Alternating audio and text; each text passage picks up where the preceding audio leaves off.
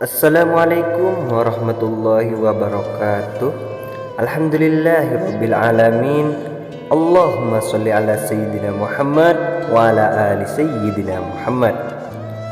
Syukur alhamdulillah kita berjumpa dalam channel ini. Semoga kita semua selalu dalam lindungan Allah Subhanahu wa taala, diberikan umur yang panjang, rezeki yang luas dan barokah, dan semoga akhir hidup kita husnul khatimah. Amin amin ya rabbal alamin. Para sahabat hidayah santri yang dimuliakan oleh Allah, salat adalah perkara wajib yang harus dilaksanakan seorang muslim, dan salat adalah salah satu faktor yang terpenting apabila hamba Allah Subhanahu wa taala masuk ke dalam neraka atau masuk ke dalam surga. Tahukah sahabat hidayah santri yang dimuliakan oleh Allah, salat adalah hal pertama yang akan dihisab atau yang akan ditimbang di hari kiamat nanti. Dan ternyata rajin melaksanakan salat bukan menjadi jaminan.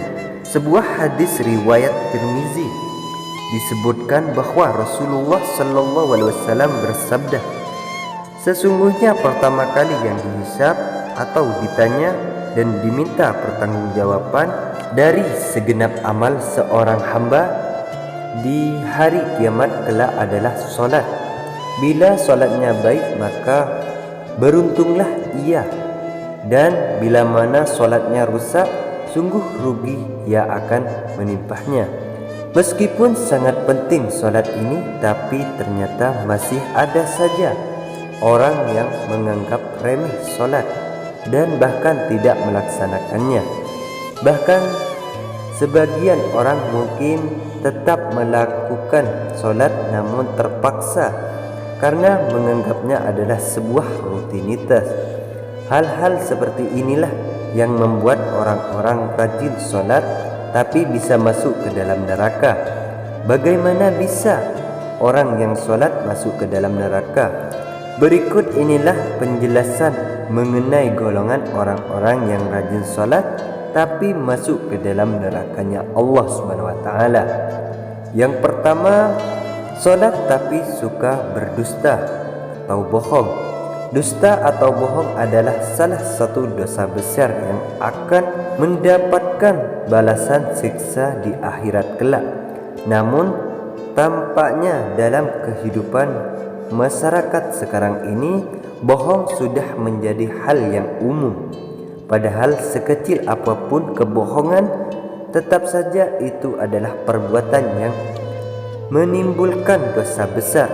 Maka dari itu, meskipun seorang rajin beribadah atau melaksanakan sholat namun suka berbohong, maka ibadahnya akan sia-sia. Kebohongan atau dusta akan menghapus amal-amal. Lalu jika seorang tersebut mati dalam keadaan belum bertaubat kepada Allah Subhanahu wa taala, ia akan dimasukkan ke dalam neraka jahanam. Di dalam Al-Qur'an An-Nahl ayat 105, Allah Subhanahu wa taala berfirman, sesungguhnya yang mengada-ngadakan kebohongan hanyalah orang-orang yang tidak beriman kepada ayat-ayat Allah, dan mereka itulah orang-orang pendusta. Namun kalian sudah tahu bahwa bohong adalah salah satu ciri dari orang munafik. Maka dari itu disyaratkan untuk menjauhi tindakan berdusta tersebut. Yang kedua, salat tapi masih suka minuman keras. Minuman keras adalah segala jenis minuman yang memabukkan. Sebagian orang muslim mungkin masih ada melakukannya. Nah, inilah salah satu yang merusak daripada salat.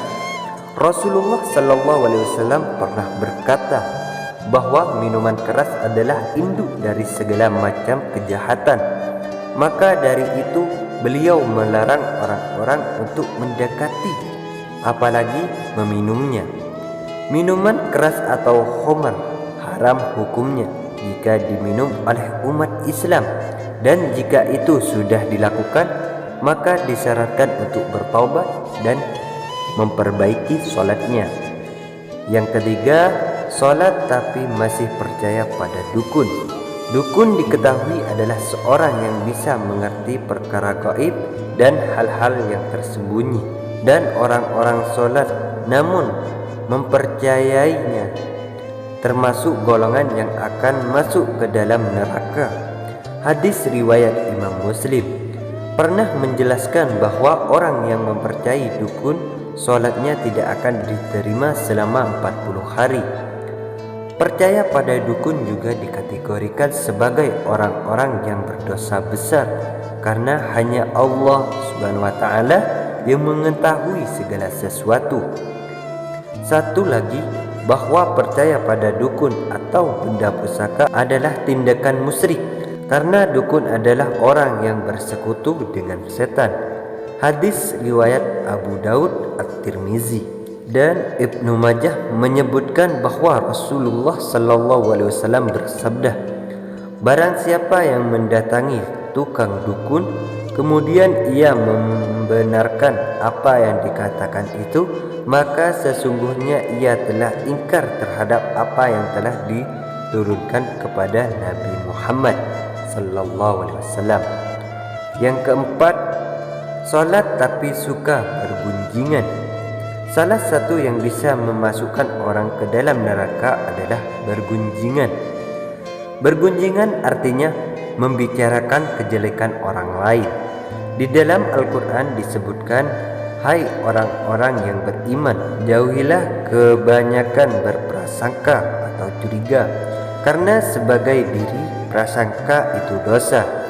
Dan janganlah mencari-cari keburukan orang, dan janganlah menggunjingkan satu sama lain. Adakah seorang di antara kamu yang suka memakan daging saudaranya yang sudah mati? Maka tentu kamu merasa jijik kepadanya. Dan bertakwalah kepada Allah.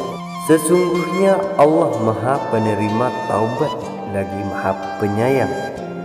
Quran Surat Al-Hujurat ayat 12.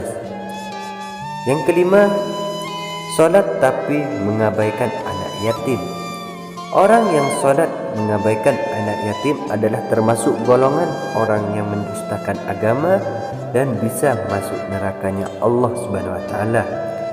Dijelaskan pula di dalam Al-Quran surat Al-Ma'un bahwa orang yang sholat namun tidak menolong orang miskin, mengabaikan anak yatim, dan tidak mau menolong sesama adalah termasuk orang yang celaka. Itulah 5 golongan orang yang rajin sholat namun bisa masuk ke dalam neraka. Namun ingatlah bahwa orang yang sholat saja masuk neraka. Namun bagaimana yang tidak mengerjakan sholat? Demikianlah sahabat, semoga bermanfaat. Saya akhiri. Wassalamualaikum warahmatullahi taala wabarakatuh.